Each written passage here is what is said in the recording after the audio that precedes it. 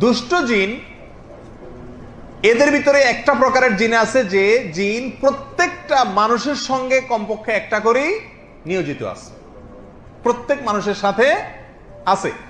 আল্লাহ সুবহানাহু ওয়া তাআলা কোরআনে কারীমে এই প্রসঙ্গে বলেছেন, ক্বালা কারিনুহু রাব্বানা মা আতগাইতুহু ওয়ালাকিন কানা ফি যালালিন বাঈদ। কিয়ামতের দিন মানুষ যখন বলবে, আল্লাহ আমার সঙ্গে থাকা শয়তানটাই আমাকে কুমন্ত্রণা দিয়ে দিয়ে বিপদগামী করেছে, আজ তাকে বিচার করেন, আমার কোনো দোষ নাই। তখন মানুষের যে কারিন, প্রত্যেকটা মানুষের সঙ্গে যে দুষ্ট জিন থাকে, শয়তান থাকে, সেই শয়তান দুষ্ট জিন বলবে আল্লাহকে, রব্বানা মা আতগাইতুহু, ও আমার রব, আমরা এদেরকে পথ হারা করি নাই, বরং সে নিজেই বিপদগামী ছিল। তাহলে এই আয়াত থেকে আমরা বুঝতে পারলাম যে প্রত্যেকটা মানুষের সঙ্গে যে থাকে দুষ্ট জিন বা শয়তান, শয়তানরাই হলো জিনের একটা প্রকার, দুষ্ট। তো এই জিন যে মানুষের সঙ্গে থাকে নিয়োজিত একটা করে প্রত্যেকের সাথে কমপক্ষে, একে বলা হয় কারিন। এটাও দুষ্ট জিনের একটা প্রকার। এই প্রসঙ্গে রাসূল আকরাম সাল্লাল্লাহু আলাইহি ওয়াসাল্লামের একটা হাদিসও আছে। তিনি বলেছেন, তোমাদের প্রত্যেকের সঙ্গে একটা করে দুষ্ট জিন আছে, অর্থাৎ শয়তান আছে। দুষ্ট জিন মানে শয়তান, সকল শয়তানই জিনের অংশ। তো এদের কাজ হলো প্রত্যেকটা মানুষকে সারাদিন জাহান্নামের দিকে নিয়ে যাওয়ার চেষ্টা করা, বিপদগামী করে তোলার চেষ্টা করা, এই হলো তার ডিউটি। ভালো কাজ করতে চাইবা, তোমার শরীরের ভিতরে প্রবেশ করে তোমার গোটা শরীরকে নিয়ন্ত্রণ করার ক্ষমতা আল্লাহ তাআলা তাকে দিয়েছেন।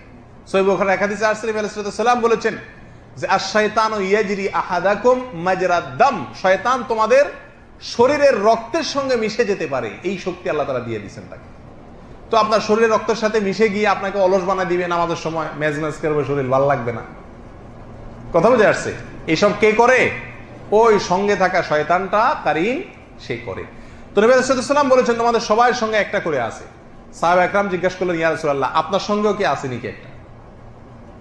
তখন তিনি বললেন, হ্যাঁ আমার সঙ্গেও একটা আছে, তবে ওইটা আমাকে কোনো ক্ষতি বা টাচ করতে পারে না, আল্লাহ আমাকে নিরাপদে রাখছেন, কিন্তু তোমরা বাঁচতে সবাই পারো না সব সময়।